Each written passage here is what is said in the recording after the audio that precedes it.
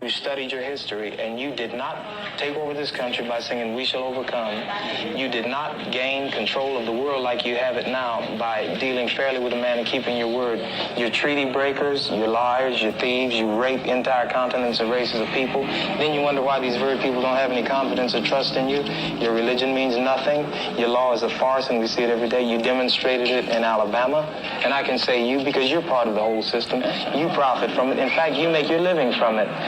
You couldn't walk around and talk to people, stand up in your pulpit on Sunday and preach nice little songs and say, now we're going to give thanks to the Lord for he is good and old Jesus be among us. As far as we're concerned, your Jesus is contaminated, just like everything else you tried to force upon us is contaminated. Well, so you can have him. And here's what I'll say. I wish you would follow Jesus like we followed him. Because if you did that, then we'd be in charge tomorrow. The book of Isaiah, chapter 47, verse 6, and it reads, I was wroth with my people. I have polluted mine inheritance and given them into thine hand. Thou didst showest them no mercy. Upon the ancient hast thou very heavily laid thy yoke. Give it all praises, honor, and glory to Yahweh, Ba'ashem Yahushai, Ba'ashem Rakakwadash. Double honors to my apostles and elders, a great millstone, and peace and salutations to the hopeful elect. All right. Verse 7, and thou saidest, I shall be a lady forever, so that thou didst not lay these things to thy heart, neither didst remember the latter end of it. Verse 8, therefore hear now this, thou that art given unto pleasures, that dwellest carelessly, that sayest in thine heart, I am, and none else beside me.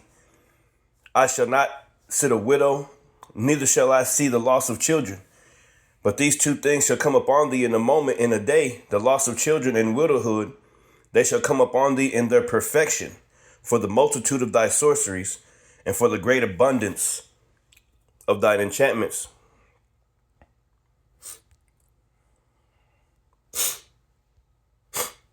Psalms 50. I'll start at verse 16, and it says, but unto the wicked the Most High saith, what hast thou to do to declare my statutes, or that thou shouldest take my covenant in thy mouth, saying thou hatest instruction and castest my words behind thee? That's right. When thou sawest a thief, then thou contendest with him and hast been partaker with adulterers. That's right. Epstein files. You got all types of horrible things that the so-called white man be doing in the earth, man. All right. Now he getting exposed. It says, thou givest thy mouth to evil, and thy tongue frameth deceit. Yeah, through your laws, your different policies, your legislation. All right, you frame deceit. All right, thou sittest and speakest against thy brother, thou slanderest thine own mother's son. That's right. These things thou hast done, and I kept silence. Thou thoughtest that I was altogether such as one as thyself. But I will reprove thee and set them in order before thine eyes. That's right. One more. And that's what the Lord is doing. He's setting us in order before your eyes.